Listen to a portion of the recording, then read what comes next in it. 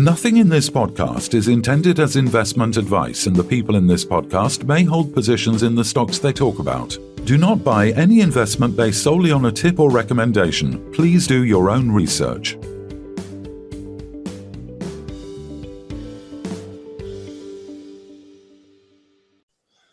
Hello and welcome to the midweek takeaway. It's an unusual voice, I suppose.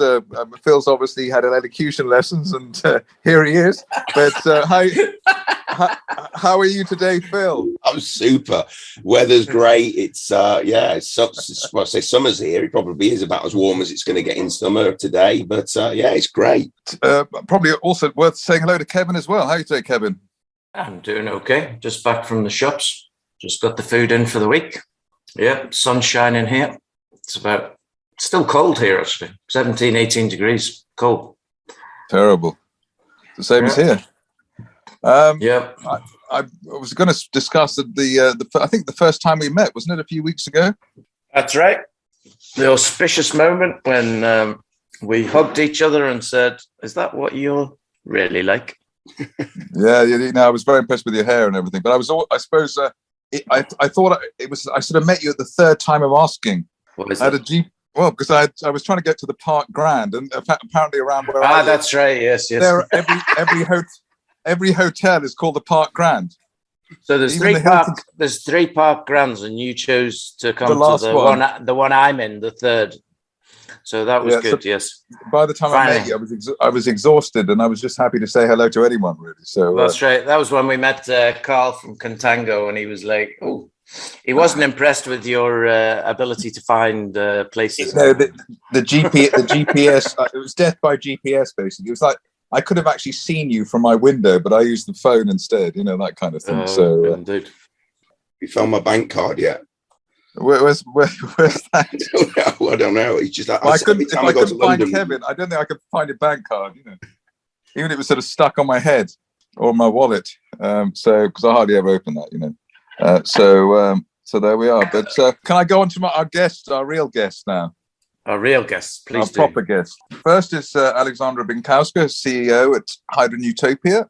And also we have Howard White, who's strategic advisor at Powerhouse Energy. How are you today, people? Well, as you said, first day of spring is coming, and spring is coming in general. I watched Zelensky a couple of days ago when he said, normally we would say spring is coming, but today we are saying war came or war is coming. So to us in Central Europe, it is kind of a wartime. I think just one thing I will say, Aleksandra, is the Polish have been amazing in the way they've welcomed in these this diaspora from the Ukraine, and I think everybody just thanks you all for what you're doing. To be honest, this is an unprecedented action. Poles never behaved this way. Never behaved this way to any other refugees. There was a war in Syria, or in Afghanistan. We're not so hospitable as we are now. So this is indeed something that is going beyond any imagination, both on, I would say, central level, governmental level, local communities, just normal people doing simple things. But for example, the government completely wavered off any COVID testing. I mean, things that were unthinkable to come from a non-EU country and cross the border without a PCR test. Suddenly now becomes no problem. You get a special Polish code which provides you with banking systems, with health insurance, all this. You get it in 30 seconds. You just line up and you get it as and you become kind of effectively a Polish resident, which paves you the way to the Polish passport, which is very very new and hasn't been done before. Even if a foreigner from, let's say, a proper country, right, under a war would just want to do this, would take him weeks. And I am also very pleased. Our government, which was kind of, I would say, not my favorite government until now, they shown some power and some strength and integration also with the EU. And I think this is something that I was waiting for a very, very long time. EU was sluggish and slow, and they were behaving in a way like we are not in the Union. And now we actually we did show we are a union. I think also what is very good for us, for Poland, is that European Commission and Polish government are talking about finally releasing the Polish funds from the Just Transition Fund to Poland just because simply things changed. I mean, there was this very long, ongoing, strong relationship between Germany and Russia, economical relationship, but also political one, friendship between Putin and Merkel, the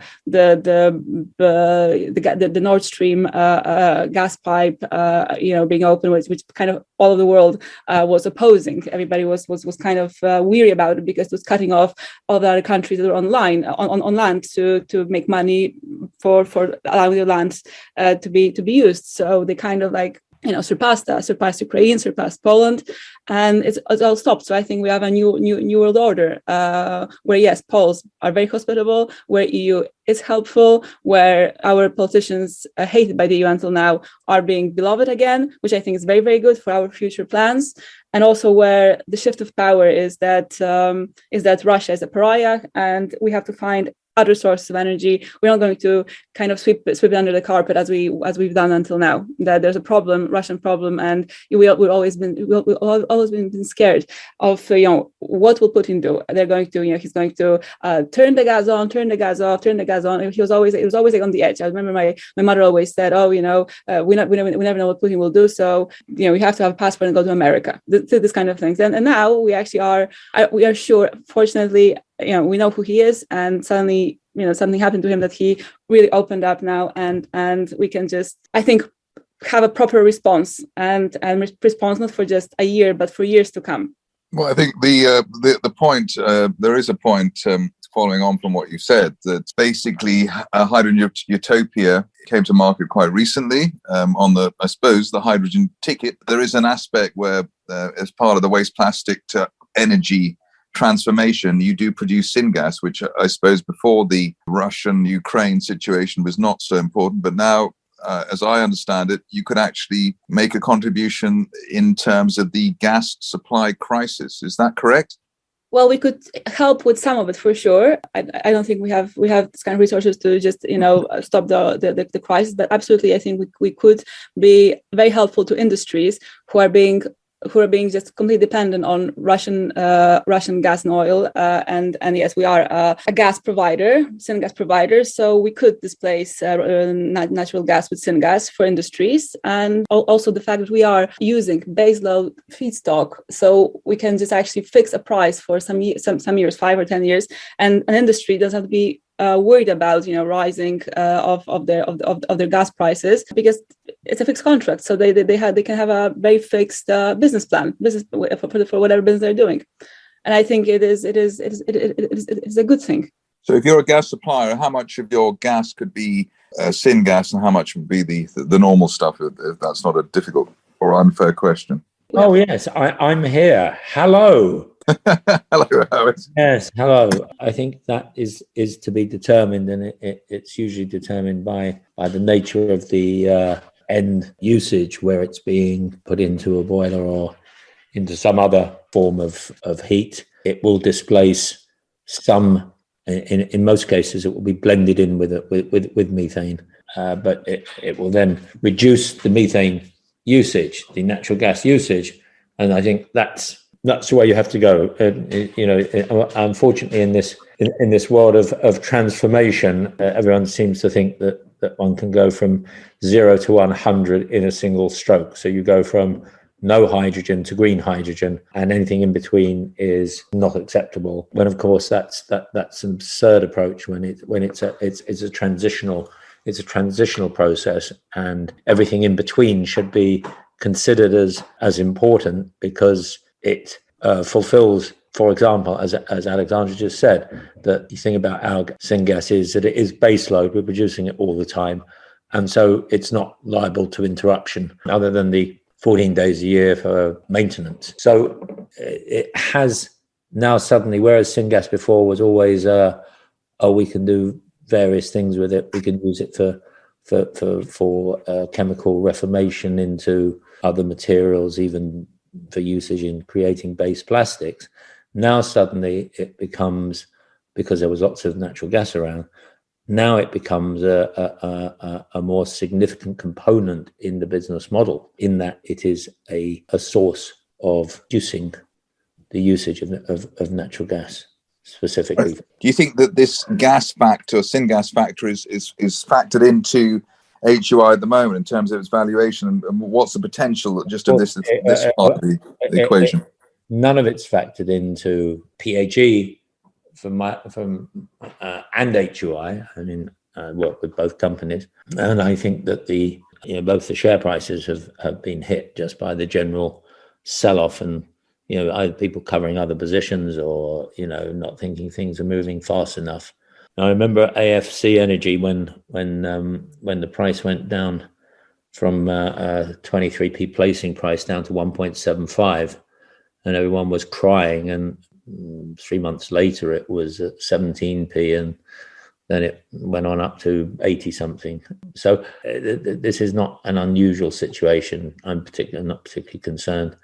Once people actually understand how things are now progressing, PHE, as you know, has got in the last 2 months has got a new CEO and a new chairman, and between them, I think that they are the magic that PHE has been lacking for a while now, and these guys are the real deal. And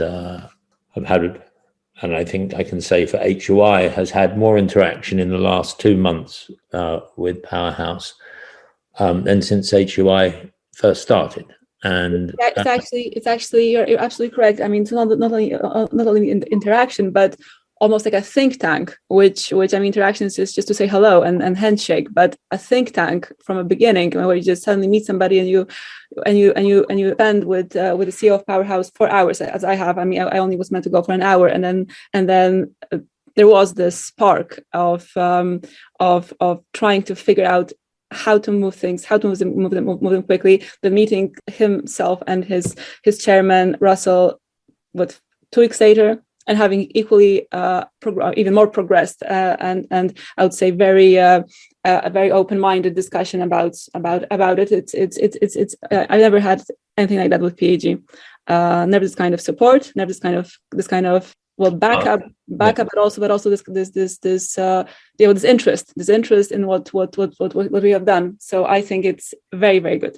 There is positive interaction now between the two companies.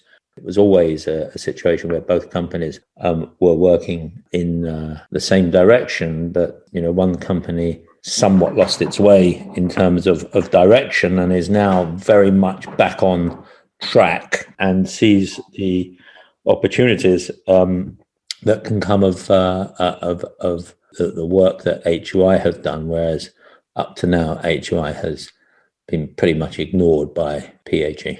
So I can say that I am delighted with Paul and Russell as a strategic advisor. It's good to have someone who actually listens to what I say, even if they don't adopt it, but they do listen.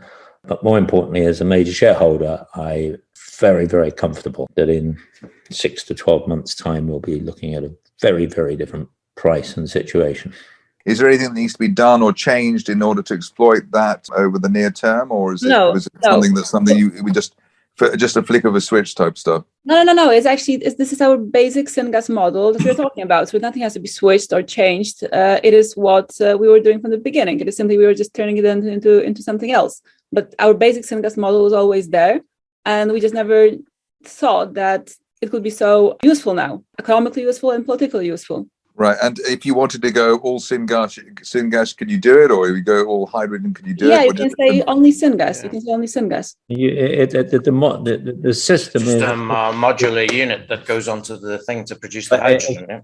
It's not just modular, but it's flexible. There's the flexibility in the system as to whether we're producing high hydrogen or low hydrogen. If the desire is just for syngas, we can do that.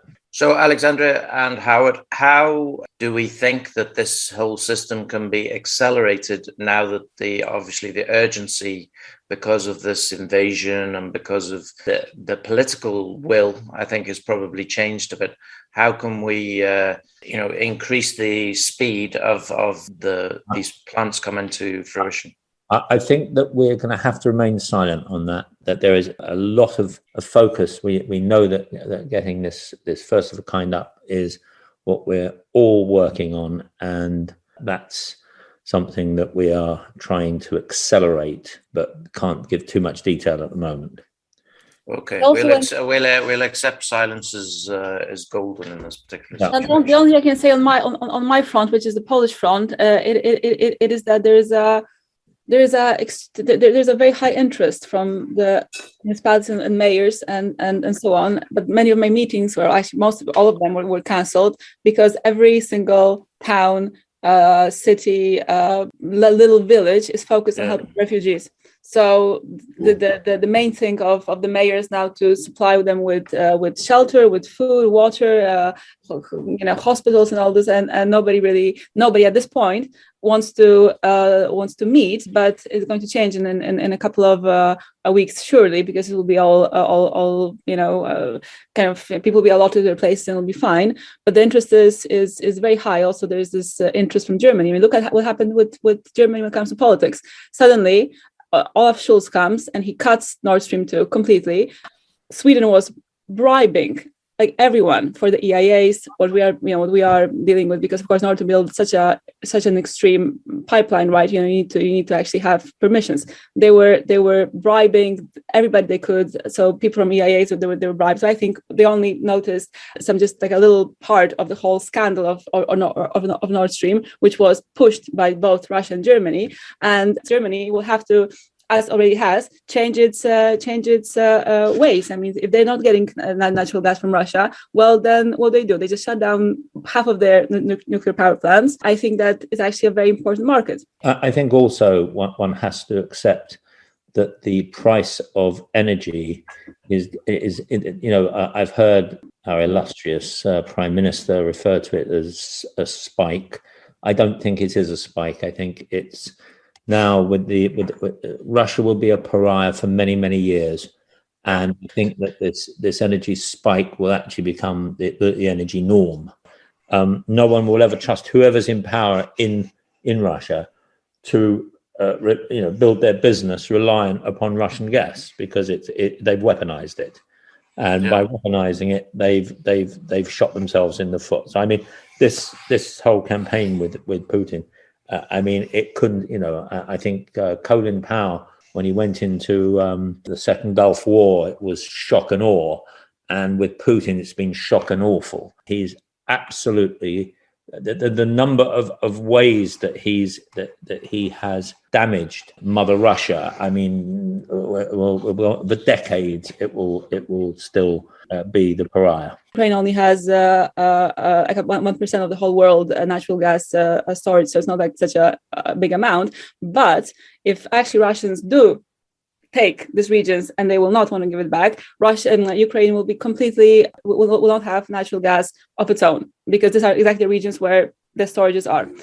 Maybe one day there'll be a AGY system with a Ukrainian flag on it, basically, providing these people with syngas, replacing natural gas. I'm not talking about, pipeline of 2 years or 3 years, but it seems that the whole resistance to anything that is Russian will be so strong for such a long time that the new technologies will be very, very, very needed to help West, Center, and East. And I think that if you look at history, you look at what happened in the Second World War, Americans will for sure have something like a Marshall Plan, and they're going to just throw money at Ukraine to help them rebuild what they've lost, and also invest in their technologies. And why not ours then?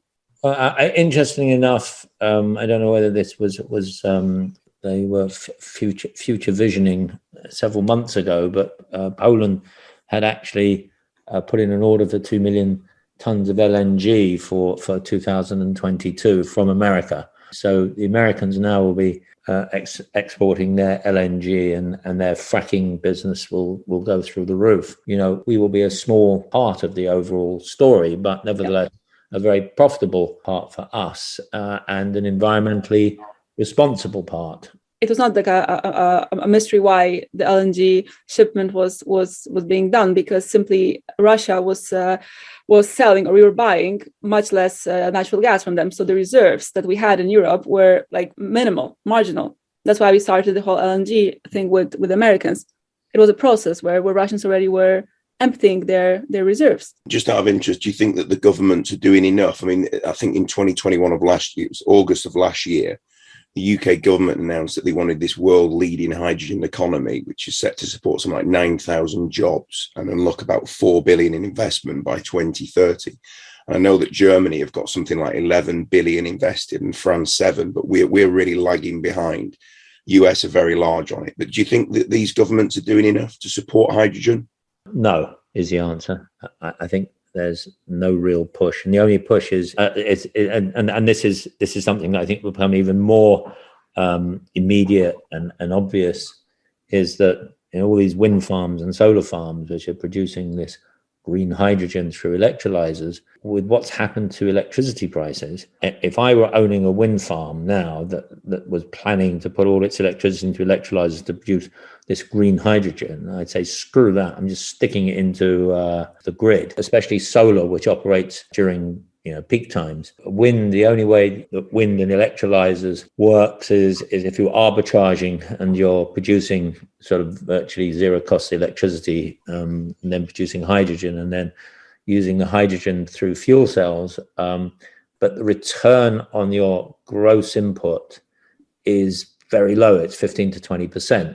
So you basically, if you're valuing your electricity at €1 a kilowatt hour, and you can arbitrage it into peak times at 15, 20 euros a kilowatt hour, then it makes sense. But generally that's a lot of extra work when you can just stick the whole lot into the grid. Do you think it's going to need one of the majors? You've got BP, Shell, and Ineos, and they're all looking to develop green hydrogen. Do you think it needs one of them to really start focusing on it, and for the others to then start taking note? There are three biggest ones, but Orlen, who is not something to really ignore in Central Europe, already said it. They are focusing on blue hydrogen, and they completely don't buy the only green technologies.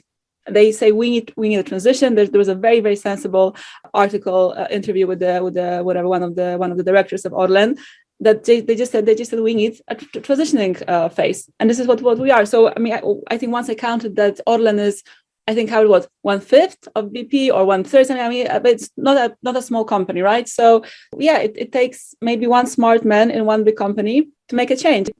The fact is that the idea of the hydrogen economy is that you have hydrogen molecules, and it's about how you produce the hydrogen molecules. Grey hydrogen is bad because it produces very high CO2. Blue hydrogen is as rare as rocking horse because no one's doing carbon capture and sequestration, and the definition of blue hydrogen is SMR hydrogen with CCS or CCUS attached to it. So essentially, it's just green hydrogen. And even before the war and all of this, one of the big PwC or EY did a report that basically said by 2030, the requirement for green hydrogen will be outstripped by 500% from production to the requirement. So there's just not going to be enough of it around, like Coca-Cola taking all the rPET, because no one else can buy rPET now because Coca-Cola are buying the lot.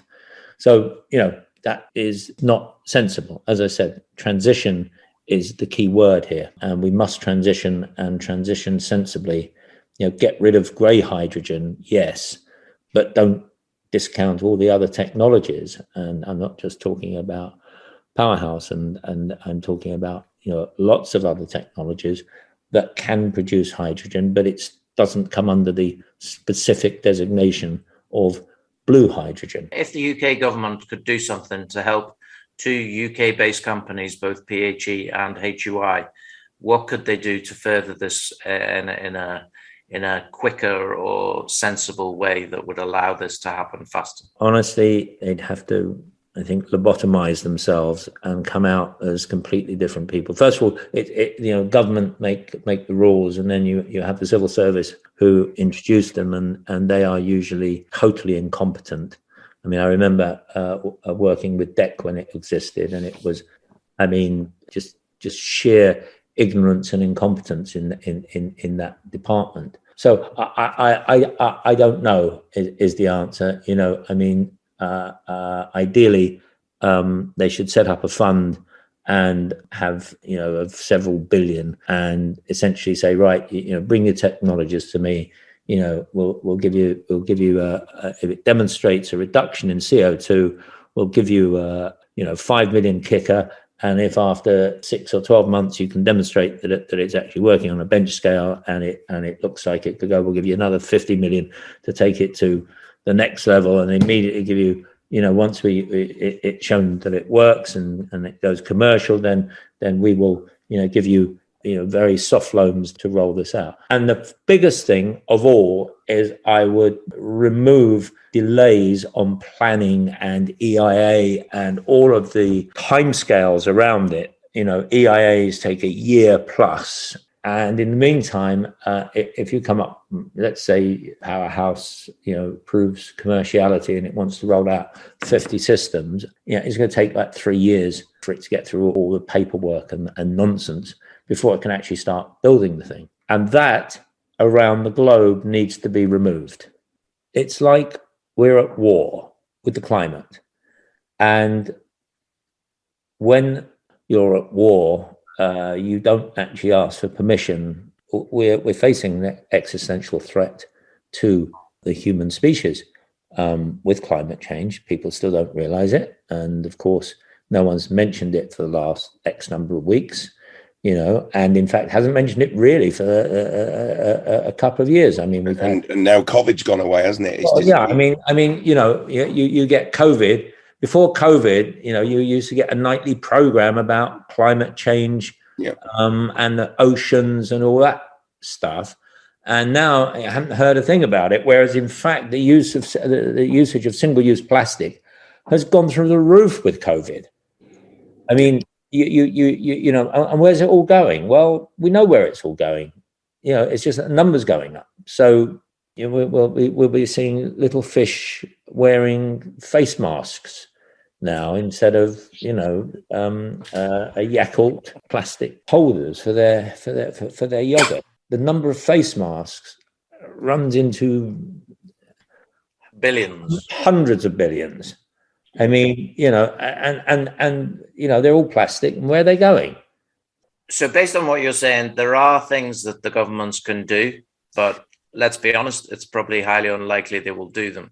Correct. But let's hope. Actually, I'm sorry. Kevin, you're absolutely right. In general, I would say you're absolutely right. Governments will never do anything, but at the same time, also never ever anybody expect this kind of united front for Ukrainians. I mean, like, I'm not totally talking about Poland, but like cutting Russians of the financial systems. I mean, they think Crimea, little sanctions here and there. I mean, like, you can't export 500 apples per year, whatever, right? I mean, complete like nonsense. Now, I mean, suddenly this response is so strong that maybe I mean, we see now that actually there's some political willingness in doing things. So if they see the invasion of Russia to Ukraine, and they compare maybe they compare the dots, and they see, well, in order to do what we want to do with the climate change, we actually have to do X, and we have to do like 5 things, and they've shown they can do it. On that note, thanks very much for your time. Thank you very much. Thanks, guys. This podcast was brought to you by Roast PR Limited. If you would like to appear on a future episode of The Sunday Roast, please email admin@thesundayroast.net.